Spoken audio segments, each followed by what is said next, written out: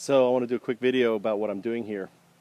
And basically what I've done here is I've dug this hole, and it's pretty big, and I'm going to jump down here to show you how big it is. I'm in the hole here, you can see, and let me flick the camera. I'm in the hole, so can I see, so you can see how big it is. Screw it down in here. As you can see, it's a pretty big hole, and this liner, it only goes up about 1/3 of the way in the hole.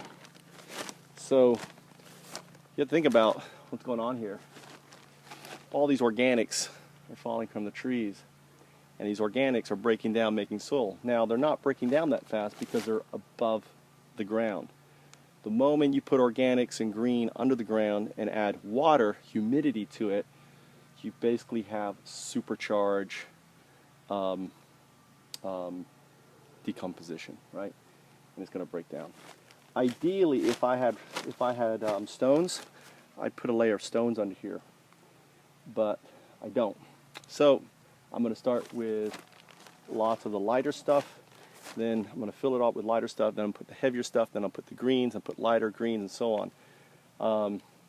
The idea is basically I want to protect this plastic and not get any holes poked into it with sticks at all. Check out this over here.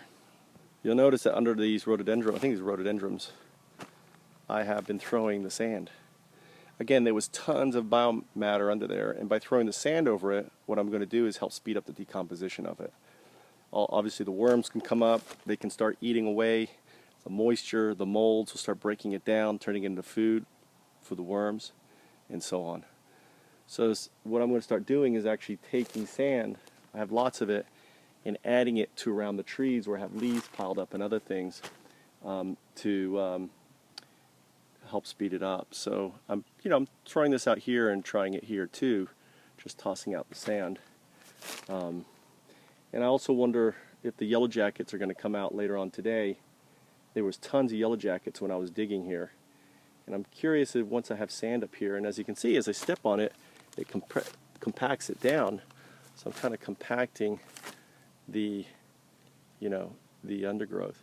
So I'm going to start clearing more now that I have this hole. Start clearing more and filling up this hole with organics, and it's going to look like this hole. This is what I did yesterday.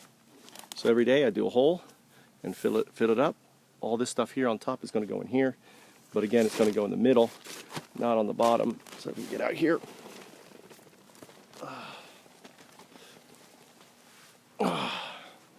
so you get an idea of the size of the hole, and around. So all that green stuff there I'm going to pull up and basically add it in with the brown. Green and brown is like a fire for organics. And you want 70% humidity, so that's the whole idea with here. So when it rains, it's going to capture all that water in there, hold it in there, and the humidity is going to slowly work its way up and keep moisture on it. This is, I should have wet this down before I buried it. I may just spray it down.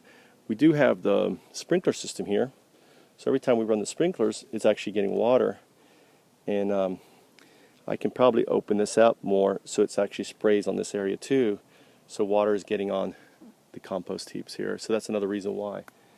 And I'm not sure if I'll do another one here or maybe in there, I'm not sure, but I think I'm going to do the next compost heap, the next one in this area here, right in here, this area here, make another big hole.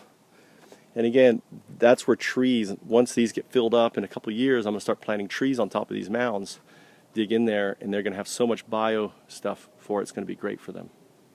You can buy this from the plumbing section. And something I'm thinking about doing is actually cutting it in strips or long. I actually cut it down.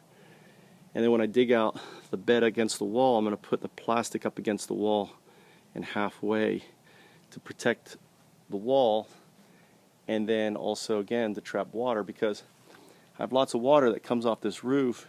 What I want to do is build a hugel bed that will take it along here, take it along here, take it along here, take it along, basically along here, and it's going to feed this bed. I'm going to put a big bed in here, come in here, right? and have the water move the water along. So taking the water off the house and basically moving it. Maybe have it connected here. So we have a big trench system here buried with organics that will hold the water, and under that system is going to be liners, just like I showed you. The whole idea is, how do I trap water, keep water? So I'm going to use, I don't like to use plastic, but you know, yeah, as long as it's buried pretty deep, I think it's okay. We got plastic pipes and stuff in here for the sprinkler system. So that's what I'm thinking. That's what I'm thinking.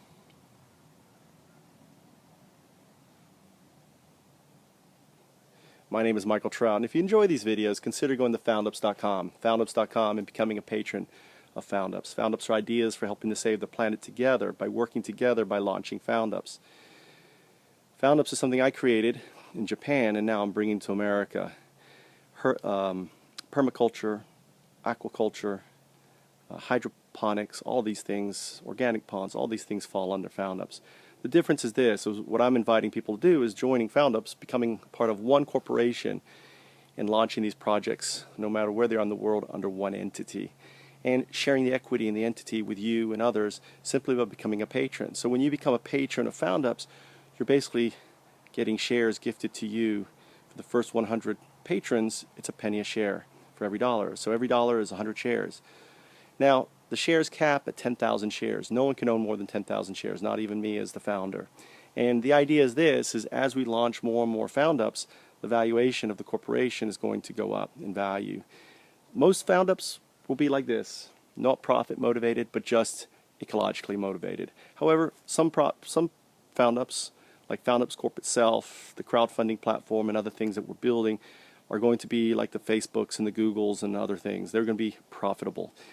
And in doing that, we take 80% of the net profits and capital gains that we earn from working together as one and launching more Foundups, creating a sustainable way of launching innovation by protecting its IP and by working together to do so. So join me on foundups.com and help us save the planet together with Foundups. You know, the only way we're going to save our planet is stop relying on others and start doing it ourselves with Foundups. My name is Michael Trout, the founder, creator of Foundups, inviting you to be part of it.